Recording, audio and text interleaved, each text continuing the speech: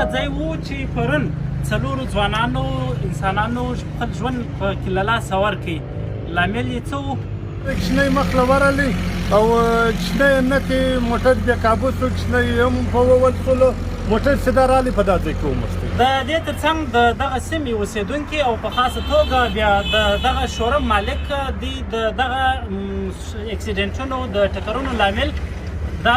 د دې په وجه باندې چې اوس دغه روډ نه و جوړ شوی، مخکې پر دا ځای خو موږ دا شورمان ولو جمپونه وله، اوس چې دې جمپ نشته، هر شی مین غټ روډ دی، ښار دی، علاقه ده. یو جمپ چې د کیپټن د دروازې سره راواخې ځه در بغرا روډه پورې یو جمپ نشته، خامخا 10-12 لکه 15 لکه روپۍ تاوان چې دی دا پرون ورسېدی وموښتې. پر دغه لاره باندې یوازې نه چې د چمن د ښار نیمۍ څخه زیات وګړي پر دغه لاره باندې تګ راتګ کوي، بلکې دغه د بایپاس پر سیمه باندې د څو ملکونو تجارتي سامانونه هم راځي.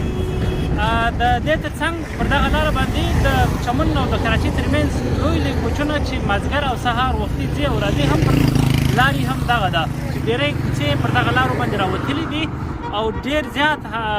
انسانان په خاصه توګه بیا ماشومان چې مازدیګر وخت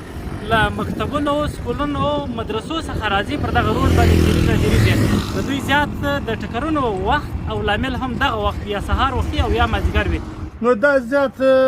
دغه وجه چې دغه دا ده چې جمپ نشته، نه د شورمو مخته شته، نه د کورو مخته ځه، نه د پمپو مخته شته. یوه ورځ دلته اکسیډنټ وشي، یوه ورځ دلته وشي، بله ورځ دلته وشي. کار دا دی چې دې روډ ته بریک دغه چې وایي چې کوم هغه جمپونه یې بولي دا ور واچي، څه به خلک پر کرار ځي یا یې ډبل کړي دا روډ، ځکه چې دا روډ سنګل هم دی، خلک رش پر دې